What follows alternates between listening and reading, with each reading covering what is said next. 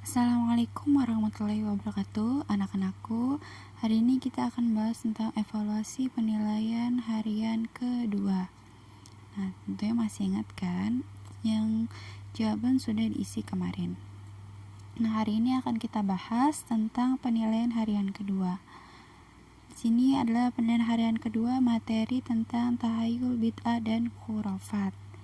Nah, nomor 1, membayangkan atau menghayal dan mengait-ngaitkan kejadian yang dianggap aneh dengan sesuatu, padahal anggapannya ini tidak ada dasarnya dalam Islam. Maka hal yang demikian disebut sebagai, jawabannya adalah C atau tahayul.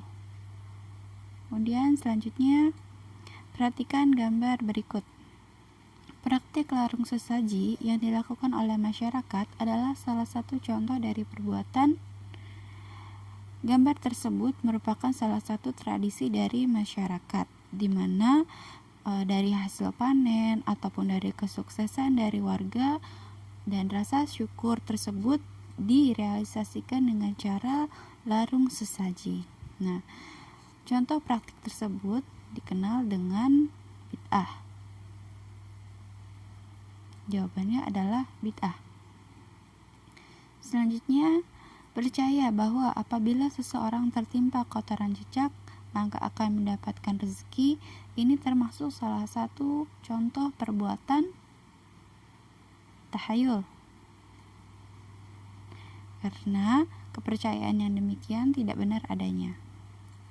Selanjutnya, perhatikan gambar berikut. Meminta berkah kepada orang yang telah meninggal di kuburan merupakan salah satu contoh perbuatan khurafat. Kenapa disebut dengan khurafat? Karena orang yang sudah meninggal tidak bisa memberikan manfaat bagi orang yang masih hidup.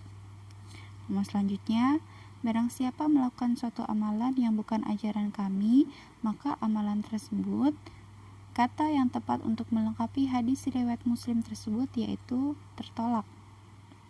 Karena disebut tertolak, umat Islam harus menjalankan ibadah sesuai dengan tuntunan Rasulullah SAW. Selanjutnya, seseorang yang hanya mengikuti orang-orang tertentu tanpa mengetahui apakah yang ia lakukan sudah sesuai dengan ajaran agama Islam atau belum disebut taklid. Taklid adalah perilaku ikut-ikutan atau kebalikan dari tabayun. Sehingga taklid itu biasanya menjalankan suatu ibadah, tapi orang tersebut tidak tahu hukumnya wajib atau haram atau sunnah. Nah, nomor selanjutnya, kepercayaan bahwa bulan Safar adalah bulan yang penuh kesialan merupakan salah satu contoh dari perbuatan. Jawabannya adalah tahayul. Kenapa disebut dengan tahayul? Karena kepercayaan bahwa bulan Safar adalah bulan yang penuh kesialan merupakan salah satu contoh kepercayaan yang salah. Oke, nomor selanjutnya, sikap kita apabila melihat orang-orang masih melakukan perbuatan tahayul, bid'ah, dan khurafat yaitu tidak ikut-ikutan dan menasihati dengan cara yang baik. Nomor selanjutnya, perbuatan tahayul sudah ada sejak zaman jahiliyah atau zaman kebodohan. Islam melarang keras berperilaku tahayul karena bisa mempengaruhi akidah kepada Allah Subhanahu wa taala. Selanjutnya, Islam adalah agama rahmatan lil alamin. Oleh karena itu, segala ibadah hendaklah harus dijalankan berdasarkan tuntunan Allah dan Rasul-Nya. Selanjutnya, sebagai siswa Muhammadiyah harus menjauhi dan menghindari perbuatan tahayul, bid'ah, dan khurafat dengan cara salah satunya adalah memahami atau mengetahui maksud dan tujuan dari ibadah yang dilakukan. Selain itu, kita juga tidak boleh taklid atau ikut-ikutan.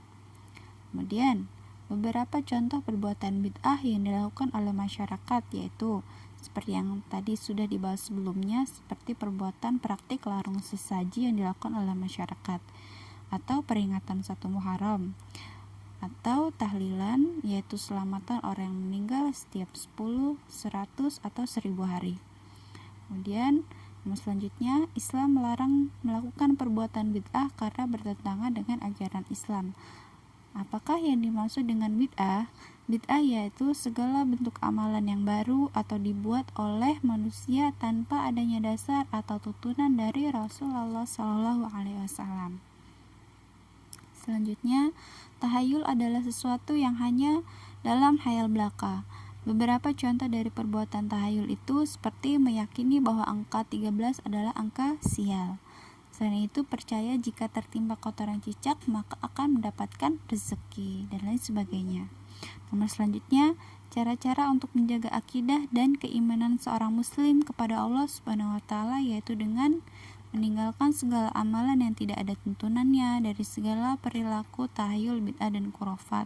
Selain itu, dengan cara mendekatkan diri kepada Allah Subhanahu wa taala dengan membiasakan baca Al-Qur'an secara rutin, menjalankan sholat 5 waktu, maupun menjalankan sunnah Rasulullah SAW.